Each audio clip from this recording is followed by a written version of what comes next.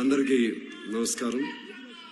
ముందుగా గద్దరన్నకు భారత communist party తరపున ఘనమైన నివాళి అర్పిస్తా ఉన్నాను. వేదిక పైన ఉన్న మన యువ నాయకులు, యువ ముఖ్యమంత్రి రేవంత్ గారు, మేధావి ఉప ముఖ్యమంత్రి భట్టి గారు, అలాగే జూపల్లి గారు, పొన్నం గారు, ఇంకా ఇతర పెద్దలు, గద్దరన్న సతీమణి విమల గారు, కుమార్తె వెన్నెల, ఈ ఫౌండేషన్ని నిర్వహించడానికి ముందుకు వచ్చినటువంటి కామ్రేడ్ సూర్యం, హాజరైన మీ అందరికీ ముందుగా నమస్కారం. ముందుగా ఒక మాట, ఇంతకుముందు చాలా మంది చెప్పారు.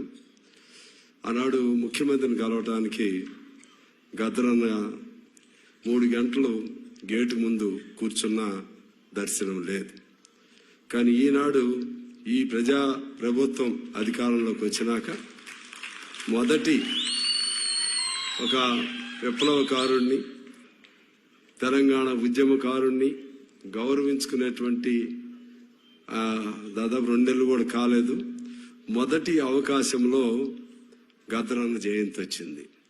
ఈ జయంతిని ఎలా జరుపుతారు అనే ఒక ఆలోచన వచ్చినప్పుడు, ఇది ప్రజా ప్రభుత్వం, ప్రజల ద్వారా ఎంపికైన ప్రభుత్వం, గద్దరన్న లాంటి వాళ్ళ స్ఫూర్తి ద్వారా ఎంపికైనటువంటి ప్రభుత్వం, గద్దరన్నను గౌరవించుకోవటం ఈ ప్రజా ప్రభుత్వ బాధ్యత అని రుజువు చేసే క్రమంలో మన ముఖ్యమంత్రి గారు, మంత్రివర్గం దీన్ని అధికారయుతంగా జరపడం అంటే మొదటి విజయం ఈ ప్రజాపాలనలో వారు సాధించారు. వారికి నేను అభినందన తెలియజేస్తా ఉన్నాను.